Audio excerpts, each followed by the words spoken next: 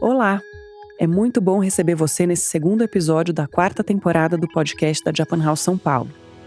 Eu sou a Natasha Barzag-Genem, diretora cultural da Japan House, e estou aqui para levar você para mais uma viagem pela cultura japonesa. Se você ainda não ouviu o primeiro episódio dessa quarta temporada, faz o seguinte, dá um pause aqui e volta lá para acompanhar a gente desde o início. Mas se você ouviu a estreia dessa temporada, já sabe que o tema da vez é o design japonês. Você também já conhece a minha companheira de microfones dessa temporada, a jornalista, curadora, historiadora e crítica de design, Adélia Borges. Oi, Natasha. Feliz de estar de novo por aqui. Bom, no episódio passado a gente falou um pouco do design nos espaços japoneses, e principalmente de como os espaços japoneses costumam ser flexíveis e versáteis. Isso é uma coisa que faz parte da cultura japonesa há muito tempo, mas é ainda mais importante nos dias de hoje, pensando na população japonesa vivendo nas grandes cidades. E a gente falou também do ma, da visão interessantíssima que os japoneses têm sobre o vazio. Mas eu queria começar o episódio de hoje tratando do que está dentro dos espaços, do mobiliário. E para falar desse assunto, vamos chamar a nossa primeira convidada, a Maria Cecília Loschiava dos Santos. Ela é professora titular de design da Faculdade de Arquitetura e Urbanismo da USP, a FAUSP, e pesquisadora e autora de livros sobre mobiliário brasileiro. O Japão, ele tem essa multifuncionalidade dos espaços, A redução da escala, ela acaba trazendo e convidando e, de alguma forma, digamos, favorecendo o cidadão, o usuário, a desenvolver uma certa flexibilidade mental e comportamental. Então, num espaço bastante restrito, ele tem que ser multifuncional. Então, às vezes, de repente, uma porta, ela vira um guarda-roupa, porque você vai ter que pendurar casaco, entende? Dependendo da sua profissão, o interior da sua casa tem que ser absolutamente flexível.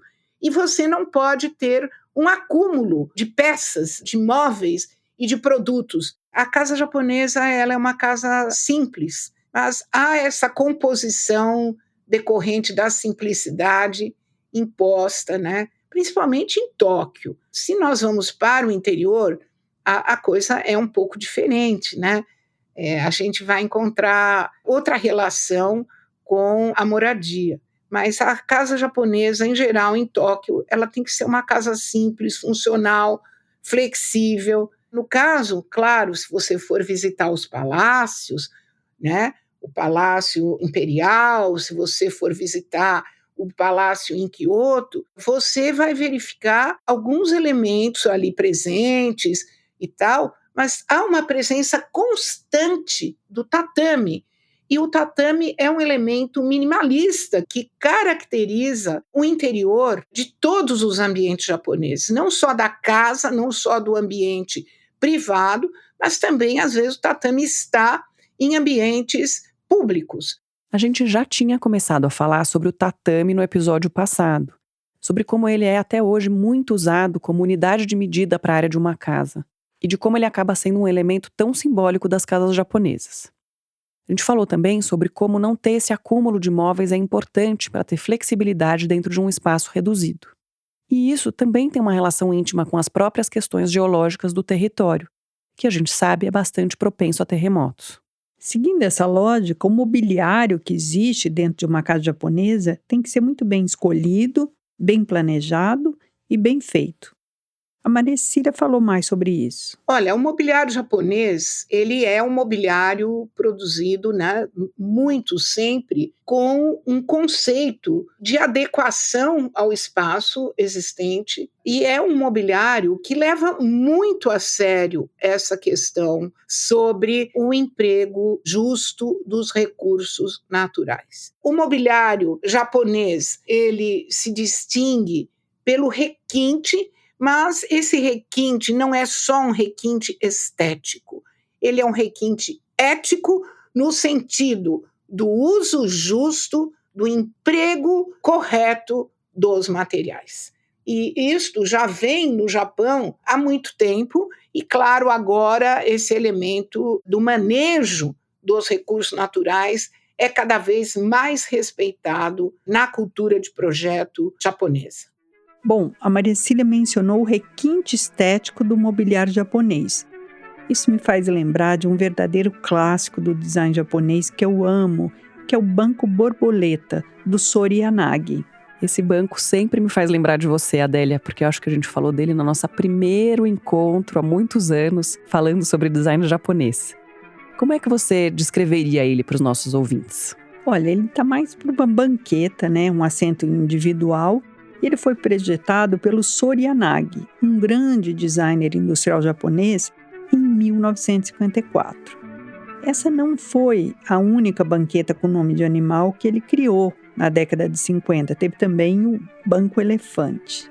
As banquetas, elas não são exatamente itens tradicionais do modo de vida japonês, porque tradicionalmente no Japão se senta no chão, no tatame. Quer dizer, a criação desses objetos já demonstra que algumas novidades trazidas pela ocidentalização do país já estavam bastante integradas. Mas eu acho que esse trabalho do Yanagi, ele tem uma sensibilidade estética que só podia ser japonesa. O banco borboleta é formado por 2 placas de madeira curvadas, num formato um pouco parecido com uma letra L maiúscula, só que de ponta cabeça. São essas 2 peças, unidas lado a lado simetricamente, que formam tanto o pé quanto o assento. Elas são unidas por uma única haste de metal na parte de baixo. E parecem, de fato, né, como sugere o nome, com as asas de uma borboleta. É de uma simplicidade, de uma força, assim. É realmente um ícone do design japonês. Ouso dizer, do design mundial. No episódio passado, Adélia, a gente matou um pouquinho da saudade da nossa temporada de gastronomia falando do Obentô e de como ele representa muito bem algumas características-chave do design japonês. A Maria Cecília Loschiavo também trouxe um exemplo de design fundamental do Japão nessa mesma linha. O design japonês, em primeiro lugar, tendo em vista a condição demográfica, né, existente no Japão, o design japonês ele tem que pensar essa grande escala de demanda por produtos, e claro, não só por produtos, por materiais para a produção desses produtos. Eu acho que um dos produtos mais emblemáticos na cultura japonesa é o hashi. Então, o design japonês, quando ele desenha o hashi, ele não só tem que desenhar o hashi para todos os tipos de uso, para pessoas de 2 anos a 100 e tantos anos, porque a população japonesa tende a ser uma população muito longeva, como também o designer tem que se preocupar com o material que é utilizado para a produção do hashi.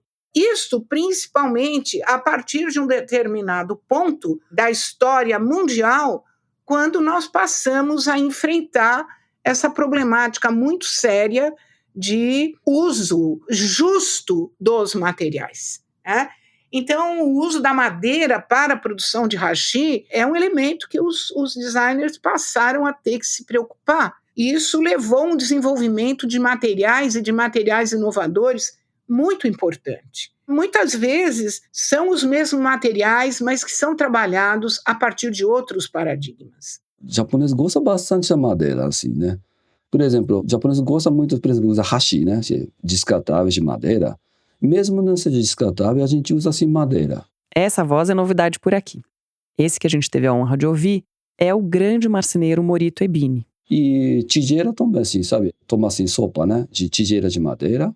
E bastante gente até toma chá, né? Assim, copo de madeira. E alguns até pratos de madeira, né? E no Japão tem aquele tipo marmita feito de madeira descartável. Olha o Obentô aí de novo, Adélia. A gente não consegue esquecer dele, né? Pois é. Bom, o Morito é japonês, estudou marcenaria e desenho de mobiliário lá no Japão. Está no Brasil há quase 30 anos. Ele conversou com a gente lá do ateliê dele, em Santo Antônio do Pinhal, no interior de São Paulo. E é lá que ele produz móveis lindos e impecáveis, além de dar aula de marcenaria tradicional, que é muito ligada a esse universo do encaixe da madeira. Essa técnica de encaixes, como tudo no design japonês, exige muito estudo e muita precisão. Não dá para falar da marcenaria japonesa sem falar de encaixes. A técnica do sashimono existe há mais de 300 anos e consiste na construção de móveis e outros artigos de madeira sem o uso nem de pregos nem de parafusos. Para unir tudo, apenas um encaixe, ou os encaixes, meticulosamente planejados dentro das próprias peças, como um perfeito quebra-cabeça. Pode parecer loucura, mas um encaixe bem feito é mais firme, mais seguro e mais durável que qualquer elemento de fixação. É verdade, Adélia. Sabe que os encaixes de madeira tradicionais do Japão foram a inspiração para o desenho da fachada aqui da Japan House São Paulo, na Paulista. O projeto é do arquiteto japonês Kengo Kuma, que a gente até mencionou no episódio passado. Ele usou a madeira hinoki, que é o cipreste japonês, também muito tradicional, e as peças foram todas montadas e desmontadas várias vezes antes da instalação, para ter certeza que tudo ia se encaixar perfeitamente. Nossa, acho linda essa fachada. Um outro exemplo recente desse uso de técnica de encaixe foi uma casa de chá contemporânea que a gente mostrou numa exposição dedicada a chá, em que todas as peças foram feitas em impressora 3D e encaixadas uma por uma nessa mesma maneira, feitas pelo arquiteto Kei Yatsumi. E outra técnica muito antiga que a gente pode ver em algumas peças de mobiliário tradicional japonês é o trabalho em laca. O Morito conversou com a gente sobre isso. Japan Laka é uma resina de árvore, chama urushi, que tira como se fosse seringueira, né? Como se fosse látex da seringueira. E risca assim, a árvore e junta esse líquido. Ele é como se fosse marrom, acabamento é parecido com goma laca. Ele assim dá coceira assim, na pessoa, mas esse é muito apreciado e se não bater é só, né? Se não, como chama, ultravioleta, se não tiver ultravioleta, ele dura acho que 2.000, 3.000 anos. Ele é assim muito durável. A laca japonesa, como o Morito disse, vem das árvores urushi. É da árvore que vem o nome do principal composto químico presente na laca, que é o urushiol. O uso da laca no revestimento de móveis e objetos é milenar, e a técnica é super delicada e demorada. Precisam ser aplicadas camadas muito finas, que precisam secar totalmente antes de aplicar a próxima. Então o processo de revestimento de uma única peça pode durar meses. Dá para misturar outros pigmentos na laca também, para criar vários desenhos, que normalmente são de motivos e padronagens tradicionais japoneses. Esses dias eu estava lendo justamente sobre isso, Natasha. Ali por volta do século XVII, quando já estava estabelecido o comércio entre os continentes, as peças com revestimento tradicional em laca vindas da Ásia começaram a fazer muito sucesso pela Europa. Só que importar artigos feitos com essa técnica original custava caro. Então, os europeus acabaram desenvolvendo uma espécie de imitação, que eles chamavam de japanin. Eles não usavam o urushi, mas outro tipo de laca, e tentavam reproduzir, muitas vezes de maneira bastante estereotipada, os desenhos tradicionais. Que interessante, Adélia. Eu nunca tinha ouvido falar de pirataria de móveis. Mas é claro que o resultado não era o mesmo, né? Mas enfim, voltando para a madeira. A Maria Cecília tinha falado um pouco da importância do manejo dos recursos naturais no design japonês contemporâneo. E na conversa com Morito Ebini, ele contou que essa coisa de reaproveitamento de materiais na marcenaria japonesa não é nenhuma novidade. No Japão, assim, desde, acho que mais de 1.000 anos atrás, já tinha, assim, madeireira que vende, assim, sabe, madeira utilizada, né? Madeira de segunda mão, madeira, assim, reutilizada. Eu acho que essa preocupação da marcenaria japonesa com o bom uso e o reaproveitamento da madeira vai além do conceito moderno de sustentabilidade, sabe? É parte de uma cultura de profundo respeito pela matéria-prima e pela própria natureza.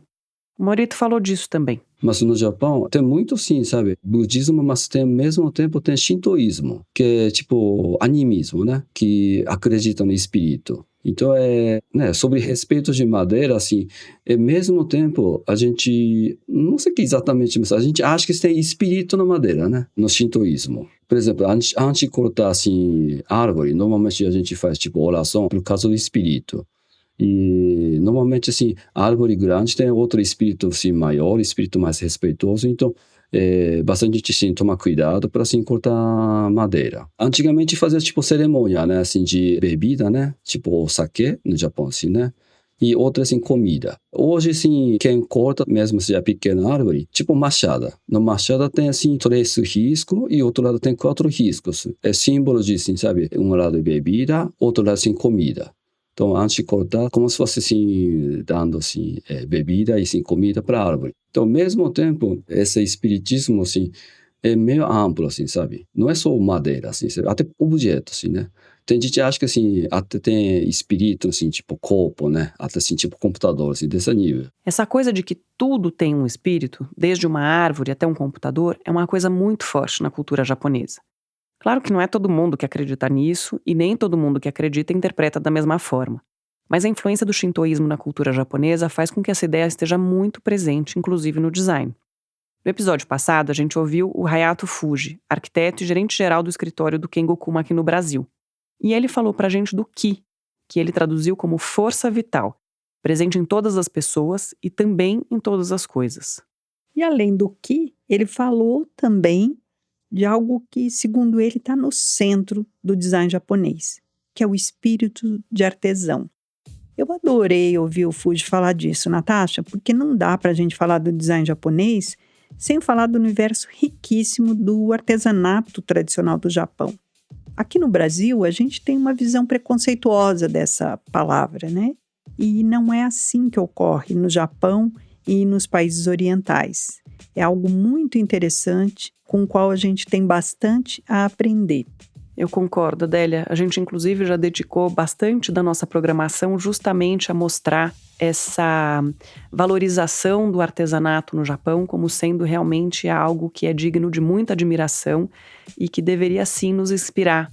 É realmente uma área toda de atuação que demanda uma técnica muito apurada e demanda realmente uma estética única e muito, muito sofisticada, né? Muito elegante.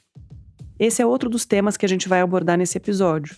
Nesse papo sobre artesanato japonês, a gente vai falar de algumas técnicas e tradições que sobrevivem e que se reinventam ao longo dos vários séculos.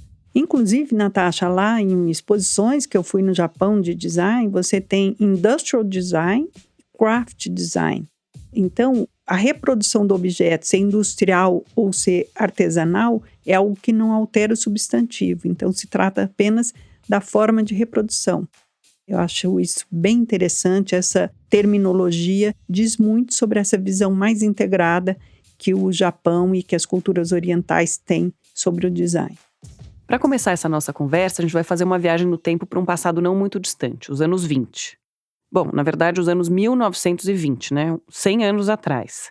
Foi em meados dos anos 1920 que o pensador japonês Soetsu Yanagi fundou o movimento Mingei. Esse nome Mingei vem da junção de duas palavras, Minshu, que significa povo, e Kogei, que significa artesanato. Então, o artesanato do povo, pelo povo, para o povo. Essa que a gente está ouvindo agora é a Silvia Sasaoka. A Silvia é gestora cultural, pesquisadora e designer social. Bom, no episódio passado eu contei um pouco sobre a viagem de pesquisa que eu fiz nos anos 1990 com uma bolsa da Fundação Japão. Alguns anos depois, a Silvia recebeu essa mesma bolsa da Fundação Japão. E, com isso, ela pôde ir para lá e fazer uma pesquisa em loco sobre o artesanato tradicional. Em 2002, né, eu ganhei essa bolsa porque eu trabalhava no Museu A Casa, hoje Museu do Objeto Brasileiro, como coordenadora de projetos. Na época, estava trabalhando com artesãos, né, de Serrita, Pernambuco, e da Associação Monte Azul. E eu me interessei, assim, vinha sempre uma pergunta, né? Como que o Japão resistiu com seu artesanato tradicional à modernização, à ocidentalização, à industrialização? E quando eu comecei a pesquisa, eu encontrei o livro de Soetsu Yanagi, lá na biblioteca da Fundação Japão. Era o único livro traduzido para o inglês que chama The Unknown Craftsman.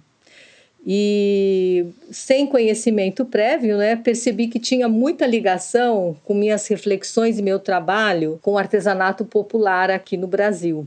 The Unknown Craftsman. Em português, o nome desse livro seria algo como O Artesão Desconhecido. Bom, se o sobrenome Yanagi está te soando familiar, não é à toa. O Soetsu Yanagi, do Mingei é o pai do Soru Yanagi, aquele designer que eu comentei sobre o Banco Borboleta. Olha só que mundo pequeno. Voltando para a Silvia, ela se inspirou pelo trabalho do Yanagi, o Yanagi pai, e também pelas experiências dela com artesanato brasileiro, e partiu para uma viagem de 2 meses pelo Japão para ver de perto como as coisas eram feitas por lá. Então, não foi uma pesquisa acadêmica, científica, assim, no sentido de entrar na questão antropológica do artesanato. Eu fui para o Japão para saber como funcionavam os equipamentos culturais, como funcionava o sistema para dar apoio a esses artesãos. E tive a sorte, né, de ter a orientação do professor Yutei Mafuko. Ele dava aula na Universidade de Sapporo. E com isso ele me ajudou a montar um roteiro onde eu pudesse encontrar algumas respostas sobre o artesanato Mingei. Vamos ouvir um pouco a Silvia contar sobre quem era o Soetsu Yanagi, né, o Yanagi pai, e de onde veio a ideia do Mingei. Yanagi era um crítico de arte, né, estudioso em teologia oriental e também era colecionador. E ele tinha observado que o artesanato japonês, na época, era estruturado assim, em 3 categorias, né? O artesanato manufaturado, que era produzido com alguns processos já em série, né, em escala. Outro, o artesanato aristocrático, que era produzido sob esquema de mecenato e produto de patrimônio aristocrático, né? E o artesanato artístico, que era uma produção autoral de peças únicas, feito principalmente para os colecionadores. E numa viagem que ele foi para a Coreia, ele viu uma cerâmica maravilhosa, assim, branca, perfeita, feita por artesãos anônimos. E ele observou que esses objetos, eles não tinham nem uma categoria, um nome, né? Eram objetos feitos para o próprio uso das pessoas. Eles chamavam de getemono, que tinha um significado assim de coisa. E ele quis dar a esse objeto uma categoria, assim, queria qualificar. Daí que ele criou esse termo Mingei, né? O Mingei seria, então, esse artesanato popular, feito por artesãos anônimos e para ser usado por pessoas comuns no cotidiano. Isso, mas ao dar um nome para esse tipo de artesanato, o Soetsu Yanagi estava propondo que essa era uma arte que merecia ser muito valorizada. O Yanagi, ele se inspirou no Zen budismo para criar essa terceira categoria, né? Porque com a ocidentalização, com a modernização, os japoneses, o artesanato japonês começou a ter uma visão de dualidade, né? Belo, feio, perfeito, imperfeito, arte, artesanato, artista, artesão, tal. E isso estava ligado à industrialização, né? Então, ele queria propor uma outra visão estética que estava ligada a práticas zen budista, da cerimônia do chá, tal, que valoriza nuances entre esses opostos e não essas duas polaridades, né? Porque a imperfeição e a antiforma está nesse meio. Eu acho que deve ter a ver com o wabi-sabi, né? Eu concordo com a Silvia. Eu acho que isso tem tudo a ver com o wabi-sabi, com a beleza na simplicidade e nas nuances. Eu também acho, Adélia. Quando ele se juntou, criou o movimento Mingei, ele influenciou muitos intelectuais da época para preservar esse trabalho, né? Para reconhecer, valorizar mesmo, né? E aí virou um movimento ideológico, né? Por vezes assim parece um pouco que cristalizou, porque para você entrar nessa categoria, você tinha que atender a esses critérios. Tinha que ser anônimo, tinha que ser um utilitário e bonito. Bom, o belo estava sempre lá, né? É claro que a beleza não podia ficar de fora, né? É claro que não. Mas com a difusão das ideias do movimento Mingei, foi inaugurado em 1936 em Tóquio o Museu Nihon Mingei-kan, também conhecido em inglês como Japan Folk Crafts Museum. E eu estou contando isso, Natasha, porque eu estive lá uma vez e nunca esqueci de uma frase que eu vi escrita em uma das paredes. É belo porque é útil porque é belo. tem tudo a ver com aquela frase que a gente comentou no episódio passado do livro do Kenji Ekuana, Beleza é Função. Exatamente. E essa é uma coisa que eu acho fundamental do movimento Mingei e que também conversa com vários aspectos do design japonês que a gente tem abordado aqui. A ideia de enxergar a beleza e a complexidade naquilo que é simples e cotidiano, de ver arte não só no que foi feito para as galerias, para os museus, mas também no que usamos no dia a dia, num prato ou numa mesa, por exemplo. Num artigo que o Yanagi publicou em 1926, ele escreveu assim: utensílios são parceiros do nosso dia a dia, são fiéis amigos que apoiam a nossa vivência. Não teriam as suas formas uma beleza autêntica e honesta? Que lindo isso, Adélia. Bom, a gente falou aqui de alguns critérios que o Suetsu Yanagi estabeleceu para categorizar o Mingei. A gente falou do anonimato, já que as peças são produzidas não por um artista específico, e sim por artesãos desconhecidos ou grupos deles. E falou também do utilitarismo, que é o artesanato sendo usado na prática no cotidiano. Mas não é só isso, né? O Yanagi propôs algumas outras características para conceituar o Mingei. Apesar de ele ter uma produção totalmente artesanal, a gente está falando de itens fabricados em grandes quantidades e vendidos a preços acessíveis para pessoas comuns. A produção demanda a união dos esforços de muitas pessoas. As peças raramente são feitas por uma pessoa só. Elas são feitas a partir de técnicas tradicionais, herdadas e passadas ao longo das gerações. Técnicas aprimoradas pela prática bastante repetitiva, cuidadosa e intensa. Por causa do valor às tradições, o artesanato Mingei costuma ser bastante específico de cada região, do povo que vive num território e que ali produz. Ou seja, ele também não depende só dos esforços do indivíduo, mas também de forças alheias e invisíveis, aparentemente, né? Como a natureza, o clima, o tempo e a própria tradição do lugar. Bom, e foi com esse critério em mente que a Silvia Sasaoka saiu pelo Japão para fazer a pesquisa dela. Parte dessa jornada acabou virando um filme. O documentário Mingei em Busca do Artesanato Popular do Japão foi dirigido pelo Rika Saito e é como um caderno de viagem e de pesquisa da Silvia. Aos 40 anos, eu ansiava conhecer o Japão, terra dos meus ancestrais. Quando planejei a viagem retratada neste filme, meu sonho era penetrar no Japão antigo que eu havia criado na minha imaginação. O meu roteiro foi organizado para que eu visitasse 4 ilhas. Então, começando lá em cima, em Hokkaido, depois Honshu, Okinawa, Amami, né? E aí eu entrevistei mais ou menos 40 pessoas, entre curadores de museus, designers, lojistas, professores de universidades ligados ao artesanato, artesãos de primeira a 20ª geração, artesãs e artesãos reconhecidos como Tesouro Vivo Nacional, artesãos reconhecidos como Patrimônio Cultural Intangível. Foi difícil encontrar o Mingei, porque para ser um autêntico Mingei deve ser um utilitário, um artesão anônimo, ter preço acessível, produzido em quantidade por processo coletivo, sem assinatura do artesão, né? Hoje em dia, mesmo em 2002, já não era uma prática assim, realista no contexto econômico, né?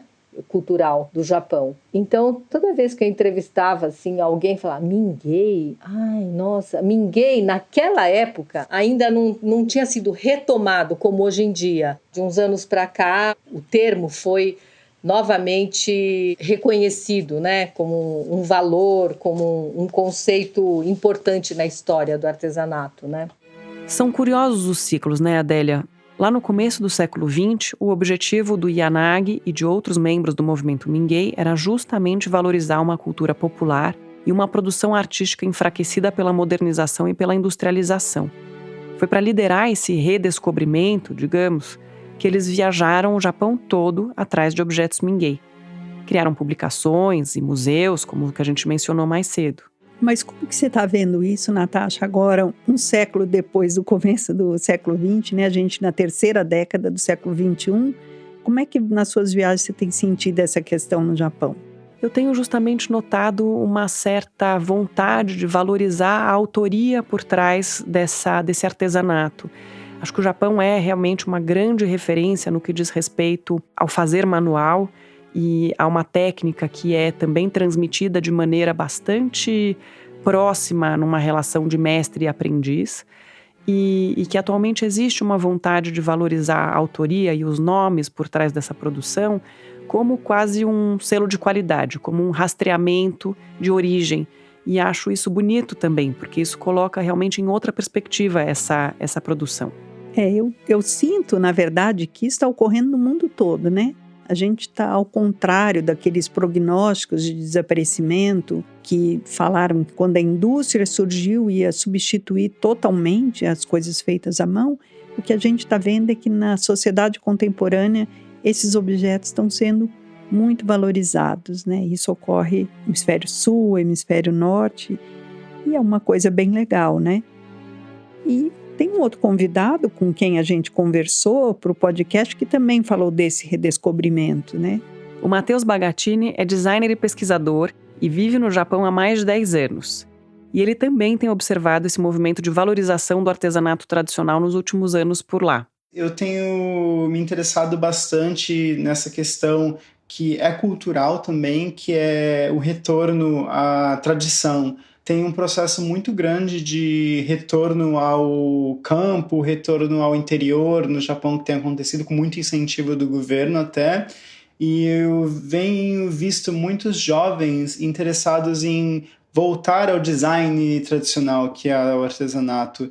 Então, com incentivos do governo e com interesse na cultura e história do Japão, e não só japoneses, mas até outras pessoas de outras nacionalidades que vêm morar aqui, eles vão para essas regiões e tentam conhecer a cultura local e esse artesanato e esse design, porque para mim é design, tem coisas que você olha e que você fala, isso é design a nível altíssimo, assim. Acho que esse é um ponto que eu acho muito interessante, esse retorno, que não é só do Japão, a gente vê isso acontecendo no mundo, essa valorização de cultura tradicional, que para mim é muito grande. Então tem muito essa questão do place branding, eu acho que em português a gente deve chamar isso da branding de regiões ou alguma coisa assim, que é valorizar e criar uma marca dessas regiões do Japão. E isso tem se tornado uma estratégia de atrair turismo, uma estratégia de atrair pessoas para morarem lá, para produzirem, para pagarem impostos para que aquelas regiões sejam desenvolvidas. Então,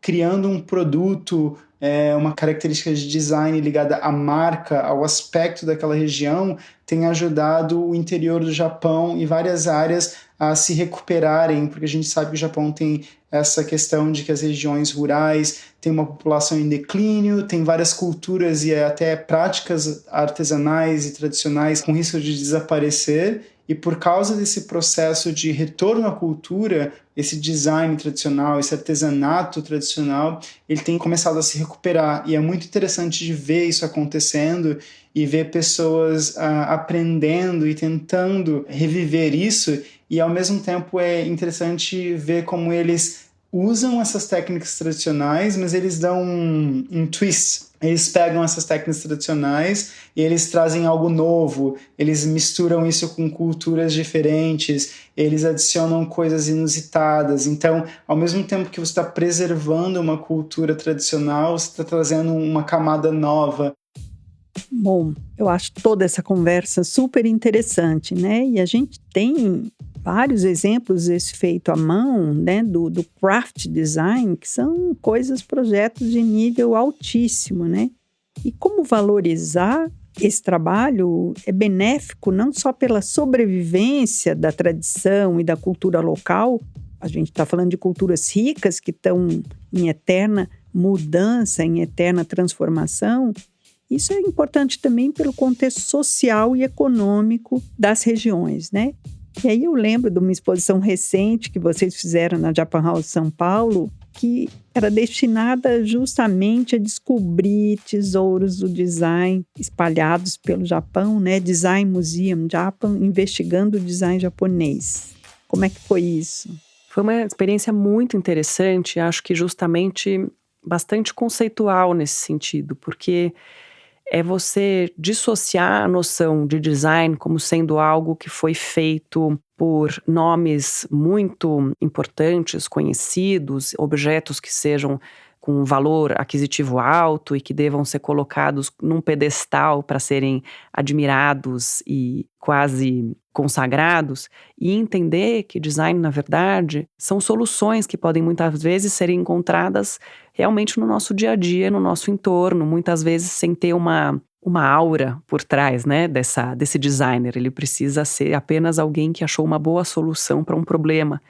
E acho que essa exposição foi muito nessa direção. Issei Miyake, que é um grande estilista japonês, mencionava constantemente a ausência de um museu japonês dedicado ao design propriamente. Isso se mantém ainda de certa maneira. Então essa exposição serviu um pouco como um museu itinerante de alguma maneira, sem um espaço físico fixo e sem uma coleção, mas justamente trazendo à luz uma série de produções muitas vezes que poderiam passar batidas como sendo grandes soluções de design. Eu acho isso coloca o design no seu lugar verdadeiro, porque para muitas pessoas, quando a gente fala de design, a gente está falando de objetos caríssimos, objetos que em geral vêm com adjetivo arrojado, não sei se você já viu, todo mundo que fala design, já logo põe o adjetivo arrojado, objetos feitos para uma elite, né? Ou seja, algo que está distante da gente. E essa exposição, ela aproximou o design e foi bem interessante, porque eu tive a oportunidade de ir algumas vezes à exposição e ver que as pessoas começaram a redescobrir os objetos do seu cotidiano. O que é design bacana? O que é o design que me ajuda? Aí o filtro de barro. Nossa, mas o design pode estar num objeto arqueológico, como vocês tinham mostrado? Já existia design, né? Também tem uma confusão a respeito disso, porque design é uma palavra em inglês, que vem da origem latina, né, de desígnio, ou seja, está embutida a ideia de projeto, de futuro, e não tem nas outras línguas. Aliás, só tem na língua espanhola, que você tem de burro para desenho e você tem desenho para design. Em inglês seria o drawing, que seria um mero desenho, e o design para essa noção de projeto. E até o Japão usa também a expressão em inglês, né? E eu acho que por causa dessa coisa de ficar com uma aura, um nome internacional, um nome em inglês, dá um mau entendimento sobre essa coisa que está no dia a dia da gente, quem está ouvindo a gente agora está imerso, se não estiver dentro da mata totalmente, mas ele vai estar usando uma roupa que alguém desenhou, pode estar usando um óculos que alguém desenhou, enfim, tudo isso, né? Bom, e eu acho que isso é bem interessante para a gente abrir esses novos horizontes e para a gente, falando de uma coisa que a gente já tratou aqui, que é a percepção consciente da presença do design no nosso cotidiano, né? Eu acho que o artesanato ele é muito subestimado, não só no Japão como no mundo inteiro. Mas eu acho que a gente está nesse momento também de processos pós-coloniais que o artesanato tem sido redescoberto enquanto expressão cultural. E, para mim, o artesanato ele é uma referência ou um ponto que mostra claramente como que uma cultura ela existe, como ela se transforma e como ela se expressa. E conversando com o Matheus, a gente descobriu que, além de designer, ele é artesão, né? Ele trabalha com vidro soprado e esse trabalho trouxe para ele uma nova perspectiva sobre o artesanato. Quando eu comecei com esses processos de me tornar um artesão, de certa forma, eu entendi como que o tempo ele faz parte daquele processo de existir naquele espaço. Eu não aperto um botão e as máquinas produzem tudo para mim. Eu tenho que fazer parte daquele espaço, eu tenho que fazer parte daquele material, eu tenho que fazer parte daquelas ferramentas. É uma coisa muito próxima do que a gente faz em meditação, que é quando você está meditando, você tem que entender que você existe num espaço, seu corpo está ali e aquele momento ele é único. E eu acho que o artesanato ele é muito ligado a isso. E tem esse aspecto de você ter que estar presente naquela produção, que é muito diferente do processo industrial. Então, a gente também tem muito essa questão da sociedade contemporânea, que tudo é muito rápido e a gente nunca está presente. A gente nunca está aqui, a gente nunca está agora. E eu acho que o artesanato ele só funciona, ele só existe quando você está presente, você está naquele lugar e você está agora. Então eu acho que com esses novos pensamentos de cultura pós-colonial e tudo mais, a gente tem voltado a entender a relação do ser humano com os materiais, com o ambiente que a gente existe e com o consumo até, porque você consumir uma coisa industrializada e consumir uma coisa que foi produzida por alguém, elas te permitem resolver o mesmo problema, elas têm a mesma funcionalidade, mas tem algumas coisas extras ali que são a história daquele produto, a história daquele objeto que você está manuseando, e também o local que você existe, você está com ele. Então, eu acho que tanto a produção do artesanato quanto a utilização do artesanato, se as pessoas estão conscientes enquanto elas estão lidando com essas peças, elas estão experienciando esse aqui e agora. Acho que talvez esse aqui e agora fosse a beleza que o Yanagi queria valorizar nos objetos artesanais cotidianos quando ele fundou o Mingei. Bom, eu acho que isso dá pra gente o gancho perfeito pro próximo episódio. A gente vai ouvir um pouco mais sobre o mergulho da Silvia Sasaoka pelo artesanato japonês e também entender como a tradição japonesa lida com alguns materiais. A gente já falou da madeira, né? Mas tem tantos outros materiais para abordar. Tem mesmo, Adélia. O Japão tem um universo riquíssimo a se explorar quando a gente fala de cerâmica, papel, tecidos. A gente te espera para falar mais disso na semana que vem. O podcast da Japan House São Paulo é uma produção da Rádio Novelo. A coordenação na Japan House São Paulo é da Miyuki Teruya. O conteúdo digital é da Júlia Casadei e Adriana Pedroso. E a identidade visual é do Thiago Minoro. A produção e o roteiro do podcast ficam por conta da Bárbara Rubira. A montagem é da Mariana Leão e a sonorização da Júlia Matos. A mixagem é feita pela equipe do Pipoca Sound. A música original é da Mari Romano. Nós gravamos no estúdio Trampolim, em São Paulo. A estratégia de promoção é da Juliana Jäger e da Bia Ribeiro. No site da Japan House São Paulo você encontra conteúdos extras deste e de todos os episódios. Eu, Natasha Barzag-Genem, diretora cultural da Japan House São Paulo, apresento essa temporada na companhia da Adélia Borges. Até semana que vem, Adélia. Até, Natasha.